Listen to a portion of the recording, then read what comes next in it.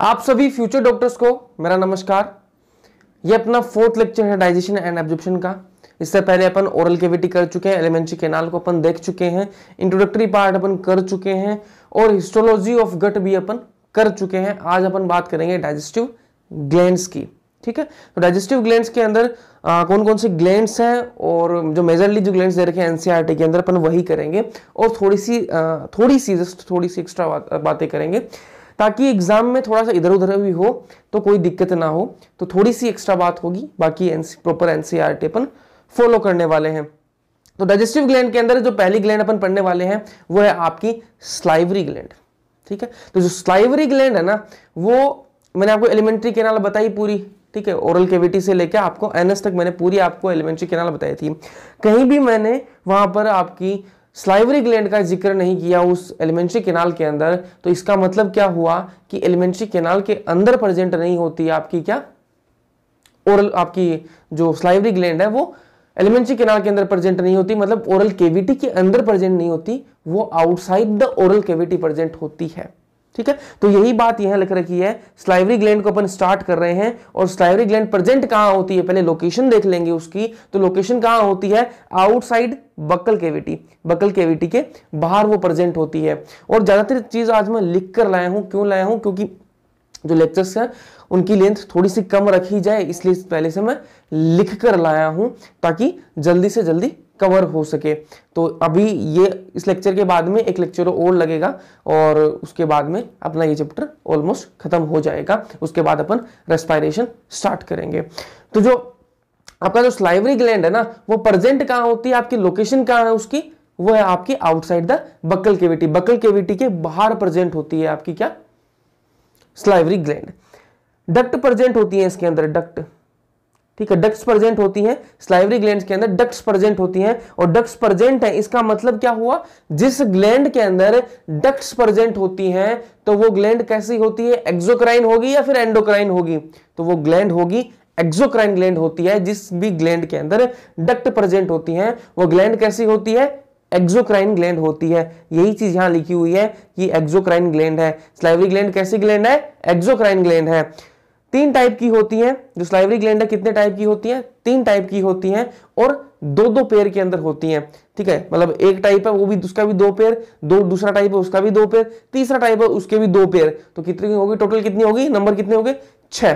ठीक है, तो स्लाइवरी ग्लैंड कितने टाइप की होती है, 2 टाइप की होती है और पेयर्ड होती है। ठीक है, एक बार वापस इंट्रोडक्शन देख लो आप स्लाइवरी ग्लैंड का। तो स्लाइवरी ग्लैंड जो है वो कहां होती है, उसकी लोकेशन क्या है, आउटसाइड द बक्कल कैविटी उसकी लोकेशन है। कितने टाइप की है, 3 टाइप की है। इसके अंदर डक्ट प्रेजेंट होती है, मतलब क्या हुआ इसका कि एक्सोक्राइन ग्लैंड है ये। ठीक है, और जो इसके जो टाइप्स है वो कैसे हैं, पेयर्ड है। ठीक है, पेयर्ड है, तो 3 टाइप के मतलब 6 है। ठीक है, अब अपन इसके टाइप्स की देख लेते हैं। तो 3 टाइप कौन कौन से हैं, एक पैरोटिड ग्लैंड है, एक सब मैक्सिलरी या फिर सब मैंडिबुलर ग्लैंड है, और जो तीसरी है वो है सब लिंगुअल ग्लैंड। 3 टाइप की मैंने आपको बताई, पैरोटिड ग्लैंड, दूसरी है सब मैंडिबुलर या फिर सब मैक्सिलरी ग्लैंड, और जो तीसरी टाइप की है वो है सब लिंगुअल ग्लैंड। ठीक है, अब इनकी लोकेशन की अपन बात कर लेंगे। पैरोटिड कहां प्रेजेंट होती है आपकी, सब मैक्सिलरी और या फिर सब मैंडिबुलर कहां प्रेजेंट होती है, या फिर आपकी सब लिंगुअल कहां प्रेजेंट होती है। पहले इनकी लोकेशन देख लेते हैं। तो बात करें पैरोटिड की लोकेशन की कहां होती है, तो वो आपकी पाई जाएगी, आपके जो कान है ना, कान है इनके आगे, यहां पर ऐसे इस जगह पर आपकी क्या पाई जाएगी, आपकी पैरोटिड ग्लैंड पाई जाएगी। और इसकी जो लोकेशन है in front of year and below year. ठीक है, कान के आपकी जो सामने आपकी क्या पाई जाएगी, या और कान के सामने और नीचे की तरफ, कान के नीचे की तरफ क्या पाई जाएगी, आपकी पैरोटिड ग्लैंड पाई जाएगी। अब बात करें सब मैक्सिलरी या फिर सब मैंडिबुलर ग्लैंड की अगर अपन बात करें तो वो कहां पाई जाएगी, इस जो पर। ठीक है, जो लाइन है यहां पर पाई जाएगी आपकी सब मैक्सिलरी या फिर सब मैंडिबुलर, जहां पर ये दाढ़ी आती है ना, बियर्ड आती है, ये जो लाइन है ना यहां पर पाई जाएगी आपकी क्या सब मैक्सिलरी या फिर सब मैंडिबुलर ग्लैंड की लोकेशन जो के अंदर है। फिर बात करें सब लिंगुअल ग्लैंड, तो लिंगुआ से, लिंगुअल वर्ड जो आ रहा है उससे ही आपको पता लग जाएगा कि कहां पर है इसकी लोकेशन है। तो लिंगुआ वर्ड किसके लिए यूज होता है, टंग के लिए, और सब मतलब उसके नीचे, तो सब लिंगुअल मतलब बिलो द टंग, टंग के नीचे आपकी कौन सी ग्लैंड पाई जाएगी, सब लिंगुअल ग्लैंड पाई जाएगी। कोई दिक्कत नहीं है।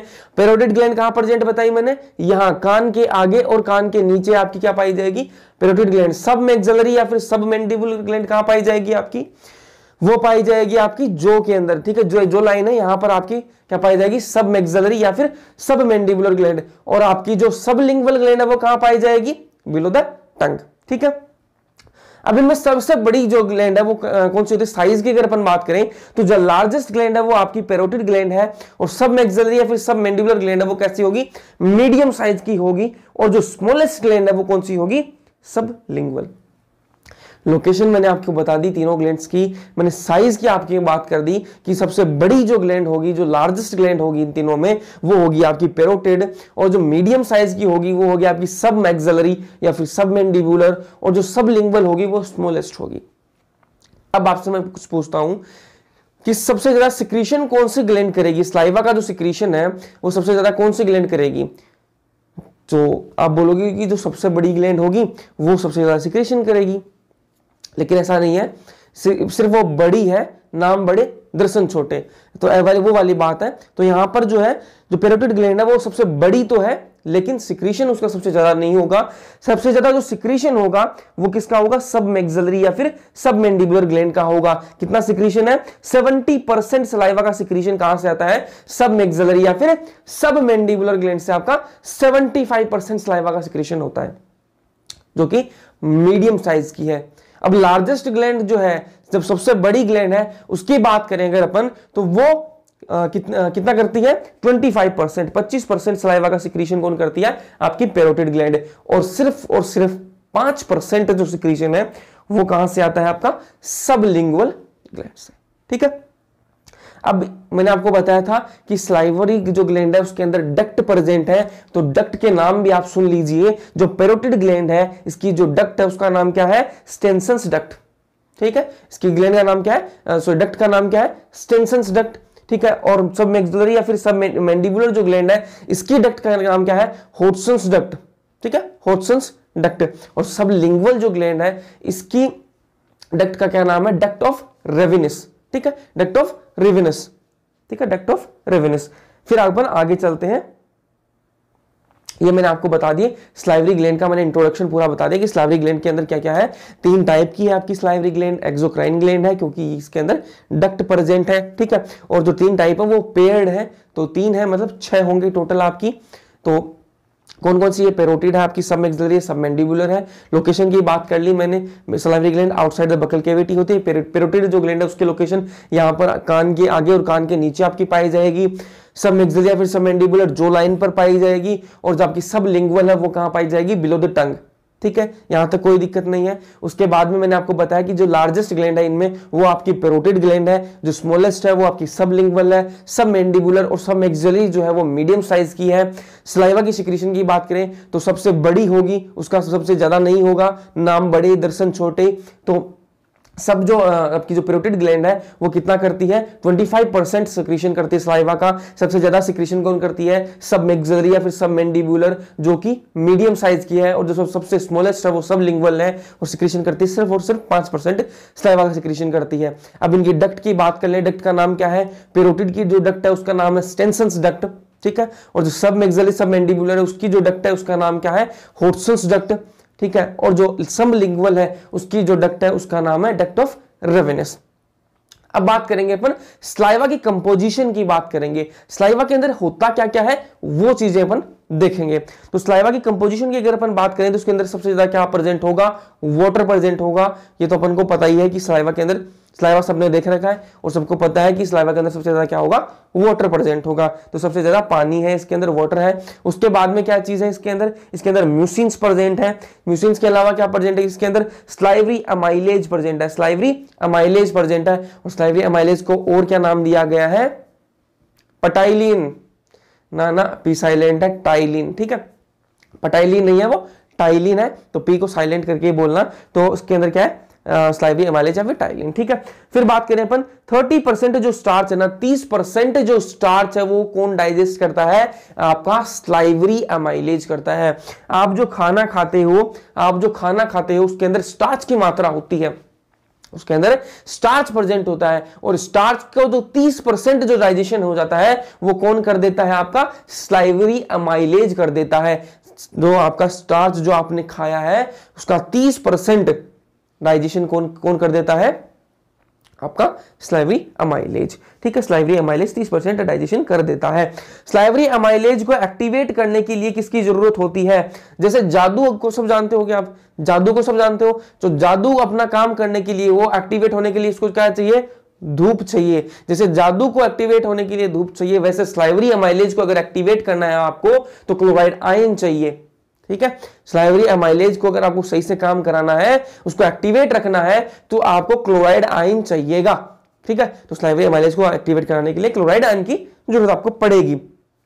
और स्लाइवा के अंदर क्या प्रेजेंट होता है, लाइसोजाइम प्रेजेंट होता है, और लाइसोजाइम क्या होता है, एंटीबैक्टीरियल होता है। लाइसोजाइम क्या होता है, एंटीबैक्टीरियल होता है। तो आपने देखा होगा अगर आप गांव में रहते हो तो जो आपकी पशु होते हैं, भैंस, गाय, ठीक है, इनके अंदर कभी कभी चोट लग जाती है इनको, तो ये क्या करती हैं, उसको अपनी जीभ से साफ कर लेती हैं, उस पर अपनी जीभ लगा लेती हैं। तो उससे क्या होता है, उस जो चोट है उस घाव पे क्या है, इसका सलाइवा लग जाता है, और जो सलाइवा लग जाता है तो उसकी वजह से क्या होता है, वो एंटीबैक्टीरियल है, तो जो इन्फेक्शन है वो नहीं होता।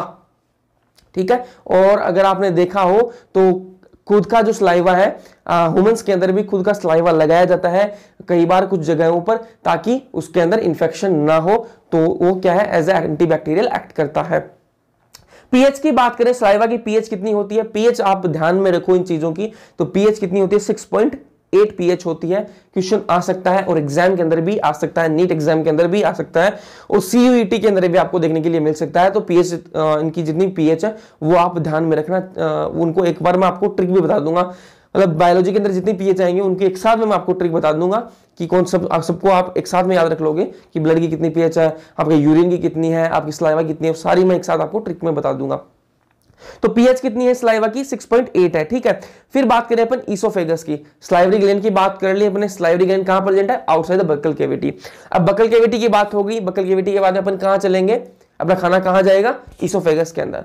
ईसोफेगस के अंदर कोई एंजाइम प्रेजेंट नहीं होता है, नो एंजाइम। ठीक है, कोई भी एंजाइम नहीं होता है ईसोफेगस के अंदर, तो यहां कोई ग्लैंड भी नहीं होगी, तो कोई एंजाइम अपन को पढ़ना नहीं है। अच्छी बात होगी ना, एक ईसोफेगस अच्छा निकला, मतलब पढ़ाई कम कर दी अपनी। ठीक है, फिर बात करें गैस्ट्रिक ग्लैंड की। गैस्ट्रिक ग्लैंड कहां प्रेजेंट होती है, नाम से पता लग रहा है गैस्ट्रिक वर्ड किसके लिए यूज होता है, स्टमक के लिए यूज होता है। तो गैस्ट्रिक ग्लैंड कहां प्रेजेंट होती है, स्टमक के अंदर प्रेजेंट है। और स्टमक के अंदर भी मैंने आपको कल वाली क्लास के अंदर बताया था, जो कि हिस्टोलॉजी ऑफ गट हमने करी थी, तब मैंने आपको बताया था कि जो गैस्ट्रिक ग्लैंड है वो कहां प्रेजेंट है। लास्ट के अंदर मैंने आपको बताया था कि जो गैस्ट्रिक ग्लैंड है वो म्यूकोसा के अंदर प्रेजेंट होती है, और म्यूकोसा किसका, स्टमक के अंदर, म्यूकोसा के अंदर प्रेजेंट है क्या, आपकी गैस्ट्रिक ग्लैंड। तो ये लोकेशन की बात होगी, म्यूकोसा स्टमक के अंदर आपकी गैस्ट्रिक ग्लैंड पाई जाती है। इनके नंबर की बात करें अपन, जैसे अपन ने बात कर ली कि स्लाइवरी ग्लैंड का कितना नंबर है, तो इनके अगर नंबर की बात करें तो उनका तो मतलब 3 ही था। ठीक है, तो तीन ही टाइप की थी, तो मैंने पढ़ ली। लेकिन यहां पर जो गैस्ट्रिक ग्लैंड है वो उनके नंबर कितने, मिलियंस में है।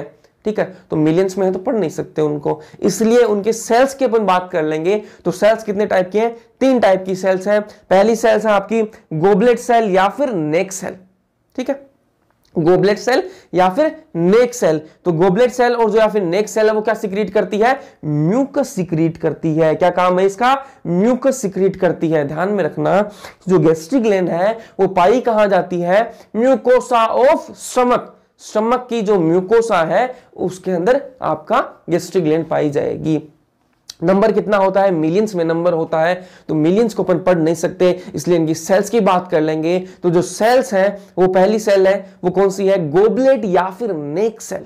ठीक है, गोबलेट या फिर नेक सेल। और जो गोबलेट या फिर जो नेक सेल है वो क्या सिक्रीट करती है, म्यूकस सिक्रीट करती है। क्या सिक्रीट करती है, म्यूकस सिक्रीट करती है। और जो म्यूकस है उसका काम क्या है, क्यों सिक्रीट करा रहे हैं अपन म्यूकस को, स्टमक के अंदर म्यूकस का काम क्या है, काम यह है कि आगे जो HCl अपन सिक्रीट कराएंगे, आगे अभी थोड़ी देर में करा दूंगा मैं, जो HCl सिक्रीट कराएंगे उससे, मतलब HCl आपको सबको पता है हाईली एसिडिक होता है HCl। तो अगर वो HCl हाईली एसिडिक होगा तो अपने जो अंदर का पेट है ना, स्टमक, उसको जला देगा ना। तो उसको जला ना पाए जो HCl है और उसको नुकसान ना पहुंचा पाए, इसलिए म्यूकस गोबलेट सेल या फिर जो नेक सेल है वो म्यूकस सिक्रीट करती हैं और अपने जो अंदर की जो लेयर्स है, जो स्टमक की जो वॉल है उसको प्रोटेक्ट करती है। किससे? HCl जो हाईली एसिडिक है उससे प्रोटेक्ट करने का काम करती है mucus. Protect cell from HCl, HCl से प्रोटेक्ट करती है किसको? स्टमक को। ठीक है, फिर बात करें तो दूसरी टाइप की सेल है वो कौन सी है?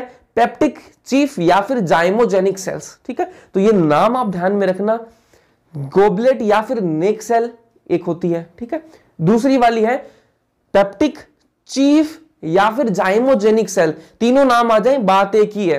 ठीक है, तो कंफ्यूज करेगा आपको, पेप्टिक चीफ या फिर जाइमोजेनिक सेल। तो इसमें क्या आ जाएगा? पेप्सिनोजन सिक्रीट करेंगी और प्रोरेनिन सिक्रीट करेंगी। पेप्सिनोजन सिक्रीट करेंगी और प्रोरेनिन सिक्रीट करेंगी। अब पेप्सिनोजन आ गया मतलब क्या है कि इनएक्टिव एंजाइम है। एंजाइम तो है लेकिन कैसा है? इनएक्टिव एंजाइम है। और दूसरा वाला क्या है? प्रोरेनिन। और रेनिन की आप स्पेलिंग जरूर से देख लीजिएगा, यहां पर RENNIN है, RENNIN है। एक रेनिन आएगा RENIN। ठीक है, एक सिंगल एन वाला आएगा, वो आपको देखने के लिए मिलेगा एक्सक्रीशन में। वो रेनिन हार्मोन होता है और ये रेनिन क्या है? एंजाइम है। ठीक है, तो यहां पर प्रोरेनिन है, सिर्फ रेनिन नहीं है, प्रोरेनिन है। प्रो आगे लगा हुआ है तो ऐसा नहीं, प्रोफेशनल नहीं है। प्रो का मतलब प्रोफेशनल नहीं है। यहां पर प्रो का मतलब क्या है कि ये इनएक्टिव एंजाइम है, अभी इसको एक्टिवेट नहीं हुआ है, ये प्रो एंजाइम है। ठीक है, तो पेप्टिक या फिर चीफ सेल या फिर जाइमोजेनिक सेल्स जो है वो क्या सिक्रीट करती है? पेप्सिनोजन जो कि इनएक्टिव एंजाइम है और प्रोरेनिन जो कि इनएक्टिव एंजाइम है। ठीक है, दो चीजें सिक्रीट करती है। जो तीसरी टाइप की जो सेल्स है वो क्या है? ऑक्जेंटिक या फिर पैराइटल सेल्स। ऑक्जेंटिक या फिर पैराइटल सेल, शॉर्ट में आप इसको याद रख लो ओपी। ठीक है, ओपी बहुत करते हो लोग है ना, तो ओपी से आप इसको याद रख सकते हो, ऑक्जेंटिक या फिर पैराइटल सेल्स। क्या काम है इनका? ये रिलीज सिक्रीट करती हैं HCl और कैसल्स इंट्रिंसिक फैक्टर। दो चीजें सिक्रीट करती हैं। जो ऑक्जेंटिक या फिर जो पैराइटल सेल्स हैं वो दो चीजें सिक्रीट करती हैं। क्या क्या सिक्रीट करती हैं? आपका एक तो हो गया HCl और जो दूसरा हो गया आपका कैसल्स इंट्रिंसिक फैक्टर। ठीक है, अब बात करें HCl की, दोनों को पढ़ लेते हैं। HCl क्या काम है और जो आपका कैसल्स इंट्रिंसिक फैक्टर इसका क्या काम है। ठीक है, तो मैंने कहा था ना कि रिलीज करवा दूंगा HCl, तो अभी वो रिलीज हो चुका है। आपका ऑक्जेंटिक या फिर जो पैराइटल सेल है वो HCl सिक्रीट करती है और ये जो HCl है वो हाईली एसिडिक होता है, इसकी pH बहुत कम होती है और pH कम है तो हाईली एसिडिक है तो अंदर जो वॉल है, स्टमक के अंदर जो कंटेंट है उसको नुकसान पहुंचा सकता है। तो उसको नुकसान ना पहुंचाए इसके लिए क्या है? म्यूकस रिलीज होता है जो कि उसको बचाता है। ठीक है, अब जो HCl है ना वो पेप्सिनोजन जो कि इनएक्टिव एंजाइम है, किसने सिक्रीट करा था? पेप्टिक चीफ सेल या फिर जाइमोजेनिक सेल्स ने जो पेप्सिनोजन सिक्रीट किया था उसको एक्टिवेट कौन करेगा? आपका HCl। पेप्सिनोजन को HCl जो है वो किस में कन्वर्ट कर देगा? पेप्सिन के अंदर, जो कि एक्टिवेट एंजाइम है। ठीक है, एक्टिवेटेड एंजाइम है। प्रोरेनिन जो है इनएक्टिवेटेड एंजाइम है, उसको कौन एक्टिवेट करेगा? HCl। किस में? रेनिन में। ठीक है, और HCl का काम क्या है? हाईली एसिडिक है, इसलिए माइक्रोब्स जो है उनको किल कर देगा। ठीक है, हाईली एसिडिक है तो कुछ हद तक माइक्रोब्स को किल करने में भी काम आता है। ठीक है, और एक Fe3+ आयरन को भी ये कन्वर्ट करता है Fe3+ से Fe2+ के अंदर। जो Fe3+ है ये इसको अपनी जो बॉडी है वो एब्जॉर्ब नहीं कर सकती। ठीक है, इसको एब्जॉर्ब नहीं कर सकती इसको, और जो Fe2+ है इसको एब्जॉर्ब कर सकती है। ठीक है, इसको एब्जॉर्ब कर सकती है, तो इसको भी कन्वर्जन के लिए HCl की जरूरत पड़ेगी। ठीक है, फिर बात करें कैसल्स इंट्रिंसिक फैक्टर की बात करें तो इसका काम क्या है? इसका काम यह है भैया कि एब्जॉर्प्शन ऑफ विटामिन B12। आपकी जो विटामिन B12 है ना उसका एब्जॉर्प्शन कौन कराता है?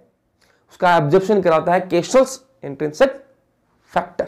ठीक है, अब अगर आपका कैसल्स इंट्रिंसिक फैक्टर जो है वो सही से काम नहीं कर रहा है तो क्या हो जाएगा? विटामिन B12 की डिफिशियंसी हो जाएगी, क्योंकि कैसल्स इंट्रिंसिक फैक्टर ही तो वो है जो विटामिन B12 को एब्जॉर्ब कराता है। तो कैसल्स इंट्रिंसिक फैक्टर अगर सही से रिलीज नहीं होगा तो विटामिन B12 की डिफिशियंसी हो जाएगी। अगर विटामिन B12 की डिफिशियंसी हो गई तो क्या होगा? आपको पर्नीशियस एनीमिया हो जाएगा।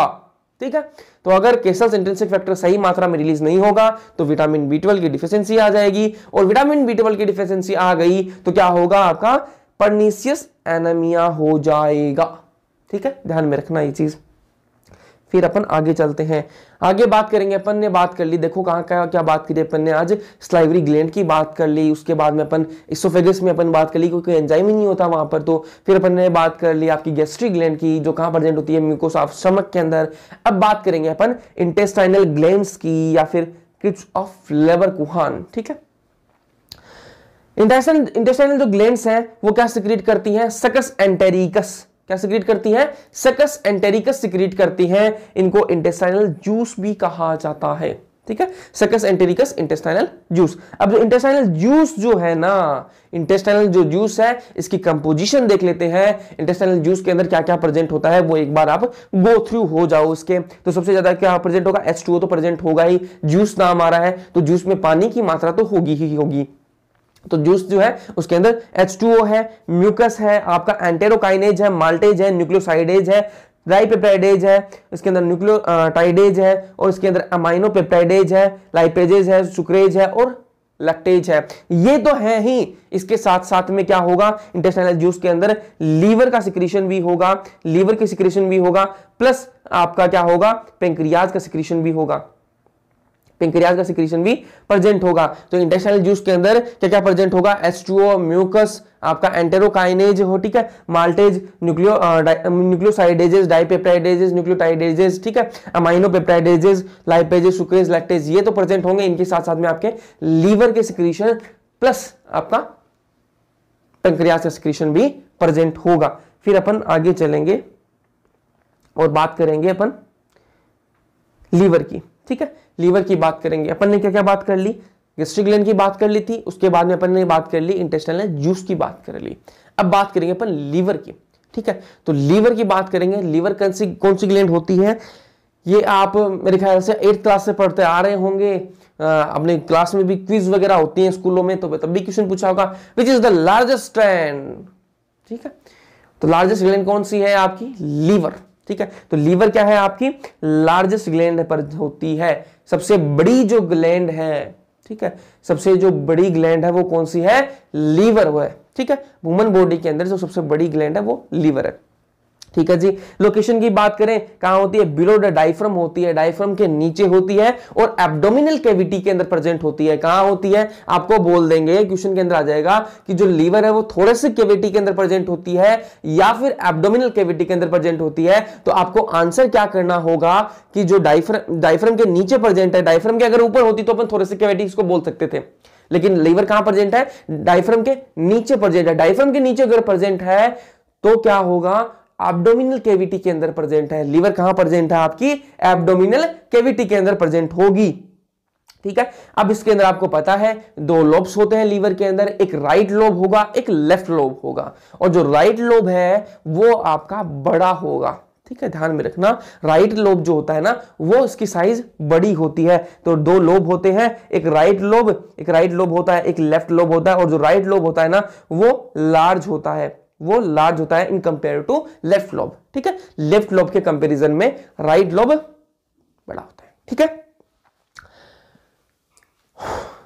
जरा पढ़ लिया ना। फिर बात करें अपन lobes join together by falciform ligament. अब दोनों जो लोब है ना, ये मान लो राइट लोब है, ये आपका लेफ्ट लोब है, रफली बता रहा हूं। ठीक है, तो दोनों आपस में किससे जुड़े हुए होंगे, रफली बताया ना, ऐसा नहीं होता, थोड़ा सा अलग डायग्राम होता है लीवर का, पता ना आपको। तो ये मैं रफली बता रहा हूं, ये आप मान लो आपका राइट है, ये आपका लेफ्ट है, और बीच में आपका इस दोनों को जोड़ने के लिए आपको क्या चाहिएगा, फेल्सिफॉर्म लिगामेंट की जरूरत पड़ेगी। फेल्सिफॉर्म लिगामेंट की आपको जरूरत पड़ेगी। तो दोनों लोब्स को आपस में अगर आपको जोड़ना है तो आपको क्या चाहिएगा, फेल्सिफॉर्म लिगामेंट। ठीक है, फिर बात करें अपन हिपेटिक लोब्यूल। हिपेटिक लोब्यूल क्या होता है, देखो लोब्स है लीवर के अंदर, 2 लोब्स है, राइट लोब और लेफ्ट लोब। अब इन दोनों लोब्स की भी यूनिट है, वो क्या है, हिपेटिक लोब्यूल्स। ठीक है, तो हिपेटिक लोब्यूल्स क्या है, structural and functional unit of liver. ठीक है, लीवर की क्या है, स्ट्रक्चरल और फंक्शनल यूनिट क्या है, हिपेटिक लोब्यूल है। ठीक है, अब जो ग्लीसन्स कैप्सूल है एनसीईआरटी के अंदर साफ साफ लिखा हुआ है, ये लाइन लिखी हुई है, आप जब एनसीईआरटी रीड करोगे तब आपको पता लगेगा कि ये लाइन भी एनसीईआरटी के अंदर है, और एनसीईआरटी का आपका एक वर्ड नहीं बाहर जा रहा है। ठीक है, एनसीईआरटी से बिल्कुल पॉइंट अपन चल रहे हैं, एक दो बातें थोड़ी सी एक्स्ट्रा करी हैं जो कि एग्जाम में पूछी जा सकती हैं, इसलिए करी गई है। ग्लिसंस जो कैप्सूल है वो कवर करता है लोब्स और लोब्यूल्स को। लोब्स और जो लोब्यूल्स है उनको कवर कौन करता है? आपका ग्लिसंस कैप्सूल। ठीक है, ये लाइन आपको एनसीईआरटी के अंदर देखने के लिए मिलेगी। और जब आपका चैप्टर खत्म हो जाएगा तब मैं एनसीईआरटी की रीडिंग कराऊंगा, तब आपको ये बात भी पता लग जाएगी कि एक भी लाइन आपकी कहीं छूटी नहीं है, और कहीं एक दो वर्ड अगर छूटा भी होगा तो वो जब एनसीईआरटी की रीडिंग होगी तब मैं आपको बता दूंगा। तो जो ग्लिसंस कैप्सूल है वो कवर किसको करता है? Lobes and lobules. ठीक है, फिर अपन आगे चलते हैं, जस्ट अ मिनट। ठीक है, अब बात करेंगे अपन बाइल जूस की। ठीक है, बाइल जूस, बाइल जूस क्या है? लीवर का मैंने आपको इंट्रोडक्शन दे दिया कि सबसे बड़ी ग्लैंड है, दो लोब्स हैं, लोब्यूल्स हैं। हिपेटिक लोब्यूल क्या होता है? Structural functional unit of liver है। ये बातें तो अपन ने कर ली। राइट लोब और जो लेफ्ट लोब है, इन दोनों को कौन जोड़ता है? फेल्सिफॉर्म लिगामेंट जोड़ता है। ये बातें तो अपन ने कर ली। अब जो लीवर है ना वो क्या करता है, काम क्या है, क्या सिक्रेट करता है? लीवर ग्लैंड तो है, तो ग्लैंड है तो मतलब सिक्रेट भी कुछ ना कुछ तो करेगा। तो क्या सिक्रेट करता है? बाइल जूस सिक्रेट करता है। लीवर क्या करता है? बाइल जूस बनाता है। ठीक है, बाइल जूस का सिंथेसाइज करने का काम किसका है? लीवर का। तो लीवर को सिंथेसाइज कौन करता है? लीवर को बाइल जूस को सिंथेसाइज कौन करता है? लीवर। थोड़ा सा आगे पीछे हो गया। बाइल जूस को सिंथेसाइज कौन करता है? लीवर करता है। और बाइल जूस के अंदर क्या क्या प्रेजेंट होता है? बाइल सोल्ट प्रेजेंट होते हैं और बाइल पिगमेंट प्रेजेंट होते हैं। बाइल जूस के क्या क्या कंपोनेंट है? Bile salt plus bile pigment. Bile pigment कौन कौन से हैं? सबको पता है, बिलीरुबिन एंड बिलीवर्डिन, जो कि कलर प्रोवाइड करने में काम आएंगे। Bilirubin and biliverdin. ठीक है, फिर बात करें अपन गाल ब्लेडर की। गाल ब्लेडर क्या बवाल है? गाल ब्लेडर जो है ना वो क्या है? Storage of bile. अब बाइल जूस बनाया किसने है? सिंथेसाइज किसने करा है? लीवर भाई साहब ने कर दिया। लीवर ने क्या किया है? सिंथेसाइज तो कर दिया लेकिन स्टोर नहीं करेगा उसको। लीवर जो है वो बना तो देता है लेकिन स्टोर नहीं करेगा। ठीक है, अपने पास नहीं रखेगा। तो स्टोरेज का काम कौन करेगा? स्टोरेज का काम करेगा आपका गाल ब्लेडर। जो गाल ब्लेडर है आपका वो क्या करेगा? स्टोरेज ऑफ बाइल, बाइल को स्टोर करेगा। और क्या करेगा? उसको कंसंट्रेशन ऑफ बाइल, बाइल को कंसंट्रेट भी करेगा। तो आपकी क्वेश्चन अगर आ जाए कि बाइल को स्टोर और कंसंट्रेशन का काम किसका है, तो गाल ब्लेडर का काम है। और बाइल जूस को सिंथेसाइज कौन करता है? आपका लीवर करता है। तो दोनों में आप देख लेना कि बाइल जूस को सिंथेसाइज तो लीवर करेगा लेकिन स्टोर उसको फिर गाल ब्लेडर करता है। ठीक है, ये आप डायग्राम आपके एनसीईआरटी का ही है और इससे आपको क्लियरिटी आ जाएगी। डक्ट, कौन सी डक्ट कैसे कहां जा रही है वो आपको इस डायग्राम से पता लग जाएगा। तो ध्यान से देखना, एनसीईआरटी का डायग्राम है, थोड़ा सा अच्छे से देख लेना। ठीक है, ये आपका क्या है? गाल ब्लेडर जी लिखा हुआ है जी। यहाँ पर कलर थोड़ा सा चेंज कर लेते हैं ताकि सही से दिख जाए। कलर कर लेते हैं ब्लैक। ठीक है, तो ये जो ग्रीन कलर में आपको दिख रहा है ये आपका क्या है? गाल ब्लेडर है। ग्रीन कलर वाला क्या है? जो पत्ती से निकली हुई है ना, जो हरी हरी कलर की पत्ती से निकली हुई है इस डायग्राम के अंदर, वो क्या है? आपका गाल ब्लेडर है। ठीक है, गाल ब्लेडर है। अब आपको यहां से देखो, ये दो आपको डक्ट यहां से आती हुई दिख रही हैं। दो यहां पर ये डक्ट आती हुई आपको दिख रही हैं। ये डक्ट कहां से आ रही हैं? ये डक्ट आपकी आ रही हैं डक्ट फ्रॉम लीवर। ये दोनों डक्ट कहां से आ रही हैं?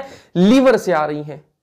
आई समझ बात? ये दोनों जो डक्ट आ रही हैं ऊपर से, ये कहां से आ रही हैं? यहां कहीं क्या होगा? आपका लीवर प्रेजेंट होगा। एक मिनट, यहां कहीं आपका क्या है? ये मान लो आपका क्या है? लीवर है। ठीक है, ये आपका राइट लोब मान लो, ये आपका लेफ्ट लोब मान लो। और यहां से आपका क्या आ रही है? यहां से आपकी आ रही है, यहां से आपकी आ रही है, ये डक्ट आ रही है।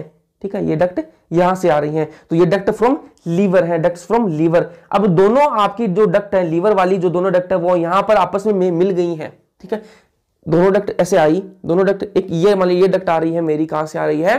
डक्ट फ्रॉम लेफ्ट लोब, और ये आ रही है राइट लोब। तो दोनों आकर यहां पर मिल गई ऐसे। ठीक है, यहां पर आके मिल गई और क्या बना ली इन्होंने? एक कॉमन डक्ट बना ली। एक कॉमन डक्ट का नाम क्या है? कॉमन हिपेटिक डक्ट बना ली। ठीक है, हिपेटिक वर्ड किसके लिए यूज होता है? हिपेटिक वर्ड किसके लिए यूज होता है? हिपेटिक वर्ड यूज होता है आपकी लीवर के लिए यूज होता है। और जो दोनों डक्ट एक जगह हो गई तो उसका नाम क्या दे दिया? कॉमन हिपेटिक डक्ट दे दिया। ठीक है, यहां तक मेरे ख्याल से आपको समझ आया होगा। अब बात कर लेते हैं, इधर आते हैं। ये आपका प्यारा सा गाल ब्लेडर जो ग्रीन ग्रीन कलर के अंदर एक पत्ती सी दिख रही है आपको, वो क्या है, एक लीफ जैसी दिख रही है, वो क्या है आपका गाल ब्लेडर है। अब जो गाल ब्लेडर है ना, वो गाल ब्लेडर से एक डक्ट निकल रही है, यहां पर ये डक्ट निकल रही है, ये डक्ट आपकी निकल रही है, आपको दिख रहा होगा ये डक्ट यहां से निकली गाल ब्लेडर से, ये डक्ट फ्रॉम गाल ब्लेडर, यहां पर एनसीईआरटी के अंदर इतना लिख के छोड़ दिया। इसका नाम क्या होता है, सिस्टिक डक्ट। नाम क्या होता है इसका, सिस्टिक डक्ट। जो डक्ट गाल ब्लेडर से निकल रही है उसका नाम क्या है, सिस्टिक डक्ट। ये वाली कौन सी डक्ट है, सिस्टिक डक्ट। ये वाली डक्ट सिस्टिक डक्ट है, ठीक है। अब जो सिस्टिक डक्ट है जो गाल ब्लेडर से निकल रही है और कॉमन हिपेटिक डक्ट है, ध्यान में देखो, ध्यान से देखो, यहां पर ये कॉमन हिपेटिक डक्ट है, ये वाली क्या है आपकी कॉमन हिपेटिक डक्ट, ठीक है। कलर थोड़ा सा चेंज करा जाए ताकि आपको सही से दिख जाए। ये जो मैं रेड कलर के अंदर बना रहा हूं ये क्या है आपकी कॉमन हिपेटिक डक्ट, और ये वाली जो इस साइड में जो रेड कलर में आ रही है ये क्या है आपकी सिस्टिक डक्ट जो कि गाल ब्लेडर से निकल रही है। अब दोनों जो सिस्टिक डक्ट है और जो हिपेटिक डक्ट है, common hepatic duct plus cystic duct जो कि गाल ब्लेडर से आ रही है, ये दोनों यहां पर आकर आपस में मिल जाएंगी और एक डक्ट बना लेंगी। ये दोनों आपस में आके मिल जाएंगी और एक डक्ट बना लेंगी। इस डक्ट का नाम क्या होगा, कॉमन बाइल डक्ट। इस डक्ट का नाम क्या दे दिया, कॉमन बाइल डक्ट। आई बात समझ में, थोड़ा सा मैं आपको वापस बताता हूं। दो डक्ट आई, एक आई लेफ्ट लोब से लीवर के, एक आई राइट लोब लीवर से, ठीक है, और दोनों आकर यहां पर फ्यूज हुई, ठीक है, और क्या बना ली, कॉमन हिपेटिक डक्ट। एक डक्ट बना ली, ये एक डक्ट होगी, और क्या बना ली, कॉमन हिपेटिक डक्ट। अब एक ये कॉमन हिपेटिक डक्ट है, दूसरी डक्ट आ गई कहां से, गाल ब्लेडर से, और गाल ब्लेडर वाले डक्ट का नाम क्या हो गया आपका, सिस्टिक डक्ट। दोनों आपस में मिली और क्या बना ली, फिर ये एक डक्ट बना ली, उसका नाम हो गया क्या, कॉमन बाइल डक्ट, ठीक है। यहां तक क्लियर है। अब जो कॉमन बाइल डक्ट है वो कहां ओपन होगी, जो कॉमन बाइल डक्ट है ना वो कहां ओपन होगी, पेंक्रियाटिक डक्ट के अंदर ओपन होगी। कहां ओपन होगी, पेंक्रियाटिक डक्ट के अंदर ओपन होगी। जो आपकी कॉमन बाइल डक्ट है ना वो कहां ओपन हो रही है, ग्रीन वाली कहां ओपन हो रही है, यहां पर आकर पेंक्रियाटिक डक्ट के अंदर ओपन हो रही है, ठीक है, पेंक्रियाटिक डक्ट के अंदर ओपन हो रही है। अब जो आपकी यहां पर ध्यान से देखना, बिल्कुल ध्यान से देखना है आपको, जिसमें एक बार कलर चेंज कर लेता हूं ताकि आपको क्लियरिटी आ जाए। ये जो है आपकी ग्रीन वाली है, और ये जो नीचे hepatic duct, sorry pancreatic duct और जो कॉमन बाइल डक्ट है, दोनों आपस में आकर यहां पर मिल रही हैं और क्या बना रही हैं, हिपेटो पेंक्रियाटिक डक्ट बना रही हैं, ठीक है, मतलब मिलती जा रही हैं ऊपर से, ठीक है। जो आपकी कॉमन बाइल डक्ट है वो आकर किस में मिल गई, पेंक्रियाटिक डक्ट के अंदर मिली, और दोनों डक्ट आपस में मिलकर एक कॉमन क्या बना ली, हिपेटो पेंक्रियाटिक डक्ट बना ली। यहां तक सही है।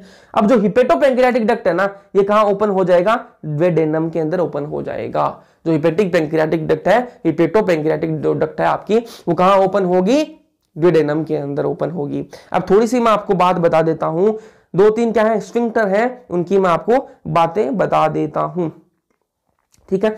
एक स्फिंक्टर है स्फिंक्टर ऑफ बॉयडन, ठीक है, और एक स्फिंक्टर है स्फिंक्टर ऑफ ओडाई, ठीक है। तो स्फिंक्टर ऑफ बॉयडन है वो आपको मिलेगा कहां पर, वो आपको देखने के लिए मिलेगा, कलर थोड़ा सा कर लेते हैं, कैसा कलर का रखें, ये पिंक वाला रख लेते हैं, ठीक है। तो आपका जो स्फिंक्टर ऑफ बॉयडन है वो आपको यहां देखने के लिए मिलेगा। जब कॉमन जो बाइल डक्ट है ना, common bile duct pancreatic duct के अंदर ओपन होती है, वहां पर आपको स्फिंक्टर ऑफ बॉयडन देखने के लिए मिलता है। स्फिंक्टर ऑफ बॉयडन यहां पर आपको देखने के लिए मिलेगा, यहां पर कलर नहीं दिख रहा तो दूसरा ले लेते हैं, दूसरा ग्रीन वाला, ये वाला ले लेते हैं, ठीक है। यहां पर आपका क्या है, यहां पर आपका क्या है, स्फिंक्टर ऑफ बॉयडन, ठीक है। अब एक और जो स्फिंक्टर है वो कहां प्रेजेंट होगा, वो स्फेटो पेंक्रियाटिक डक्ट की जो ओपनिंग हो रही है ड्यूडेनम के अंदर, ड्यूडेनम के अंदर स्फिंक्टर जो हिपेटो पेंक्रियाटिक डक्ट की ओपनिंग हो रही है। ये मान लो आपकी हिपेटो पेंक्रियाटिक डक्ट है, ये आपकी हिपेटो पेंक्रियाटिक डक्ट है, और यहां पर आपका क्या है, ड्यूडेनम है, यहां पर आपका क्या है, ड्यूडेनम है। तो यहां पर ये वाली जो ओपनिंग है यहां पर क्या प्रेजेंट होगा आपका, sphincter of Oddi, sphincter of Oddi, ठीक है, स्फिंक्टर ऑफ ओडाई, ठीक है, ये वाला स्फिंक्टर ऑफ ओडाई हो गया। अब दो तीन स्फिंक्टर और हैं जो कि आपको एलिमेंट्री कैनाल के अंदर बताने थे, वो है एक ये मान लो इसोफेगस है, इसोफेगस यहां से आ रहा है और ये ओपन होता है कहां पर, स्टोमक के अंदर ओपन होता है। तो यहां पर क्या है, यहां पर एक स्फिंक्टर प्रेजेंट होता है और एक स्फिंक्टर यहां पर प्रेजेंट होता है यहां पर, ठीक है। तो इस स्फिंक्टर का नाम क्या है, इसोफेगस, और जो आपका स्टोमक, इसोफेगस जहां पर स्टोमक के अंदर कनेक्ट होता है वहां पर एक स्फिंक्टर होता है, उसका नाम होता है cardiac sphincter, cardiac sphincter. Sphincter का काम क्या होता है? स्फिंक्टर का काम होता है कि बैक फ्लो ना होने दे, जो चीज आगे चली गई उसको वापस पीछे नहीं आने देना है, ठीक है। तो स्फिंक्टर का काम ये होता है, वो मतलब ऐसे एज गेट है, तो वो एक बार जाने देगा लेकिन वापस नहीं आने देगा, बैक फ्लो नहीं होने देगा, तो उसके लिए स्फिंक्टर होता है। तो यहां पर जो इसोफेगस की जो ओपनिंग है उसको रेगुलेट कौन करता है, आपको क्वेश्चन आ जाएगा। तो कार्डियक स्फिंक्टर है जो वो इसोफेगस की ओपनिंग को रेगुलेट करता है स्टमक के अंदर।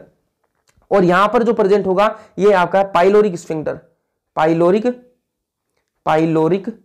स्फिंक्टर,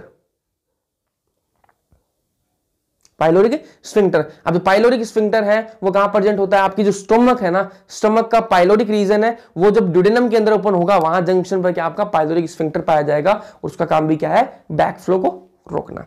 तो ये बातें हो गई। अब बात कर लेते हैं पेंक्रियाज की। पेंक्रियाज कैसा है, हेटेरोक्राइन ग्लैंड होती है। पेंक्रियाज कैसी होती है, हेटेरोक्राइन ग्लैंड होती है। हेटेरोक्राइन ग्लैंड का मतलब क्या हो गया, हमने तो जी एक्सोक्राइन सुन लिया था, एंडोक्राइन सुना था, ये हेटेरोक्राइन क्या है नया। तो हेटेरोक्राइन का मतलब होता है जो दोनों मिक्स होना, जिसके अंदर एक्सोक्राइन भी हो और एंडोक्राइन भी हो, वो हेटेरोक्राइन हो जाता है, या फिर मिक्सोक्राइन भी आप इसको बोल सकते हो। दोनों का मिक्स है तो मिक्सोक्राइन भी आप इसको बोल सकते हो, या फिर हेटेरोक्राइन भी इसको बोल सकते हो। तो एंडोक्राइन भी इसके अंदर है, एंडोक्राइन पार्ट भी है इसके अंदर और एक्सोक्राइन पार्ट भी है, दोनों पार्ट इसके अंदर प्रेजेंट है, इसलिए इसको हेटेरोक्राइन ग्लैंड कहा जाता है। एंडोक्राइन पार्ट के अंदर जो टिश्यूज है उसको क्या कहा गया है, आइलेट्स ऑफ लैंगरहैंस, ठीक है। जो एंडोक्राइन पोर्शन है इसका, पैंक्रियाज का जो एंडोक्राइन पोर्शन है उसके अंदर जो टिश्यूज प्रेजेंट हैं उनको क्या कहा गया है, आइलेट्स ऑफ लैंगरहैंस, ठीक है। आइलेट्स ऑफ लैंगरहैंस के अंदर जो सेल्स हैं वो एक अल्फा सेल होती है, एक बीटा सेल होती है, एक क्या होती है, एक डेल्टा सेल होती है और एक पैंक्रियाटिक पॉलीपेप्टाइड सेल होती है। तो अल्फा सेल है वो क्या सिक्रीट करती है, glucagon, beta cell insulin secrete करती है, और जो डेल्टा सेल है वो क्या सिक्रीट करती है, सोमेटोस्टेटिन, और जो पैंक्रियाटिक पॉलीपेप्टाइड जो सेल है वो क्या करती है, कंट्रोल करती है, एंजाइमेटिक सिक्रीशंस को कंट्रोल करती है। इनकी अपन डिटेल में बात करेंगे एंडोक्राइन सिस्टम के अंदर, जो अपना इस यूनिट का लास्ट चैप्टर होगा उसके अंदर अपन क्या करेंगे, इनको पढ़ेंगे, बीटा सेल, इंसुलिन, इनको सारा कुछ अपन लास्ट चैप्टर के अंदर पढ़ेंगे। अब बात करें एक्सोक्राइन पोर्शन की, तो एक्सोक्राइन पोर्शन क्या करता है, एसिनार सेल्स। एक्सोक्राइन पोर्शन के अंदर क्या प्रेजेंट होती है, एसिनार सेल्स, और एसिनार सेल्स क्या बनाती हैं, पैंक्रियाटिक जूस बनाती हैं, ठीक है। एसिनार सेल्स क्या करती हैं, पैंक्रियाटिक जूस बनाती हैं। तो पैंक्रियाटिक जूस की कंपोजिशन देख लेते हैं, क्योंकि ये अपना लास्ट टॉपिक है इस डाइजेस्टिव ग्लैंड्स के अंदर। कल से अपन पढ़ेंगे डाइजेशन की बात कर लेंगे, डाइजेशन का जो मैकेनिज्म है उसकी बातें करेंगे, उसके बाद में अपना डिसऑर्डर आ जाएगा, ठीक है। डाइजेशन होगा, थोड़ा सा अपना एब्जॉर्प्शन का पार्ट होगा, उसके बाद में अपने डिसऑर्डर्स हो जाएंगे और चैप्टर अपना हो जाएगा कंप्लीट, ठीक है। तो पैंक्रियाटिक जूस की बात करें कंपोजिशन की, तो इसको क्या कहा गया है, also called complete juice. Pancreatic juice को कंप्लीट जूस भी कहा गया है। क्यों भाई जी कंप्लीट जूस क्यों कहा गया है, क्योंकि इसके अंदर सारी चीजें पाई जाती हैं। पैंक्रियाटिक जूस के अंदर ऑलमोस्ट सारी चीजें मिलेंगी, इसलिए इसको क्या कहा गया है, पैंक्रियाटिक जूस को कंप्लीट जूस भी कहा गया है। इसके अंदर कार्बोहाइड्रेट्स भी प्रेजेंट है, इसके अंदर प्रोटीन्स प्रेजेंट है, लाइपेज, न्यूक्लियस, सब कुछ इसके अंदर पाया जाता है। कार्बोहाइड्रेट्स की बात करें तो पैंक्रियाटिक अमाइलेज, प्रोटीन्स की बात करें ट्रिप्सिनोजन, काइमोट्रिप्सिनोजन, प्रोकार्बोक्सी पेप्टाइडेज इसके अंदर प्रेजेंट है। लाइपेज की अगर बात करें तो इसके अंदर पैंक्रियाटिक लाइपेज या फिर स्ट्रिएप्सिन भी प्रेजेंट है। तो ये क्या है, देखो जन आ रहा है, यहां पर भी जन आ रहा है, यहां पर प्रो आ रहा है, तो इसका मतलब क्या है, इनएक्टिव एंजाइम है। तो इनएक्टिव एंजाइम्स आज अपन पढ़ रहे हैं, कल इनको अपन एक्टिवेट कर देंगे। तो कल के लिए जो लेक्चर है, जब डाइजेशन अपन पढ़ेंगे, उसका मैकेनिज्म पूरा पढ़ेंगे, तो इनको एक्टिवेट कर देंगे और अच्छे से डाइजेशन करा देंगे। उसके बाद अपन को एब्जॉर्प्शन कराना है, और फिर थोड़ी जो बीमारी है, जो डिसऑर्डर्स है, उनको पढ़ लेंगे। तो ये अपना डाइजेस्टिव ग्लैंड्स का जो पोर्शन है वो कंप्लीट हो चुका है। लेक्चर कैसा लगा, थोड़ी सी आज सीरियस था थोड़ा सा लेक्चर, तो वो थोड़ा सा ऐसे है, थोड़ा सा ठीक है। तो कल से अपन अच्छे से पढ़ेंगे, और कल अपन डाइजेशन मैकेनिज्म पढ़ने वाले हैं, और अच्छे से ऐसी मजाक करके पढ़ेंगे। तो वीडियो आपको कैसी लगी, समझ आया कुछ, तो अपना आप दे सकते हो, अपना जो फीडबैक है वो आप टेलीग्राम पे दे सकते हो, मेरे को डिस्क्रिप्शन में इंस्टा हैंडल रख के वहां भी दे सकते हो। कमेंट सेक्शन के अंदर कमेंट कर दीजिएगा, जो भी आपका फीडबैक हो, कैसा आपको समझ आ रहा है या नहीं आ रहा है, क्या क्या इंप्रूवमेंट अपन कर सकते हैं, तो वो सारी चीजें बता दीजिएगा। और वीडियो इंफॉर्मेटिव लगी है, समझ आई है, तो अपने दोस्तों के साथ शेयर करो ताकि उन तक भी पहुंचे। लाइक भी कर सकते हो आप, वीडियो को लाइक कर देना ताकि और भी लोगों तक पहुंच जाए। वीडियो लाइक करने से पहुंचती है, और अभी भी अगर आप बिना सब्सक्राइब किए फिर देख रहे हो ना, तो चैनल को सब्सक्राइब जरूर से कर लेना प्लीज। और उसके बाद में क्या करना है, आपको एक अच्छा सा प्यारा सा कमेंट कर दो। अगर आपको अच्छा लगा है तो अच्छा कमेंट कर दो, और खराब लगा है तो खराब कमेंट कर दो, ताकि मैं भी उस पर वर्क करूं कि हाँ क्या कहाँ कमी क्या रह गई। इसकी आपको क्या मिल जाएगी, डीपीपी जो है वो आपको मिल जाएगी टेलीग्राम चैनल पर। कल वाले लेक्चर की और आज वाले लेक्चर की डीपीपी मिल जाएगी, विद आंसर की मिलेगी। और जो लैंग्वेज का इश्यू आ रहा है, कुछ लोग कमेंट कर रहे हैं कि हिंदी में भी आप कराओ और इंग्लिश में, मतलब एक्सप्लेनेशन के अंदर कोई दिक्कत नहीं आ रही, उनको बोल रहे हैं कि नोट्स वगैरह जो है हिंदी में हो जाए। तो मैं ट्राई करूंगा, देखो प्रॉपर हिंदी में ना होके जो मैसेज वाली जो आप लोगों को क्या है, कंपटीशन एग्जाम देनी है, सब्जेक्टिव एग्जाम नहीं लिखनी है। तो और सब्जेक्टिव एग्जाम भी अगर आपको लिखनी है तो आपको समझ में आ गया है तो आप लिख सकते हो। तो कंपटीशन एग्जाम के लिए मैं आपको इंग्लिश मतलब जो मैसेज आप लिखते हो उस लैंग्वेज के अंदर आपको डीपीपी वगैरह मैं आपको दे सकता हूं, ताकि आप सोल्व कर लो। तो एग्जैक्ट हिंदी में ना होकर वैसे मैं इंग्लिश में दे सकता हूं। उसके लिए टेलीग्राम पे पोल भी मैंने बोला भी था इंग्लिश के लिए, तो बहुत सारे लोगों ने एग्री कर लिया था उस चीज से। तो देखते हैं, कल आपको आज आपको डीपीपी मिल जाएगी, कल नहीं आज ही आपको डीपीपी मिल जाएगी। तो दोनों लेक्चर्स के कल वाले जो हिस्टोलॉजी ऑफ गट है उस पर बेस्ड और डाइजेस्टिव ग्लैंड्स पर बेस्ड आपको डीपीपी मिलेगी विद आंसर्स। तो उसको सोल्व कर लेना और अपना देख लेना कि कहां तक आपको समझ में आया। तो उससे पहले आप एक बार एनसीईआरटी को जरूर रीड कर लेना, बाकी मैं रीड कराऊंगा ही। तो हो गया अपना, कल अपन मिलते हैं। Thank you so much.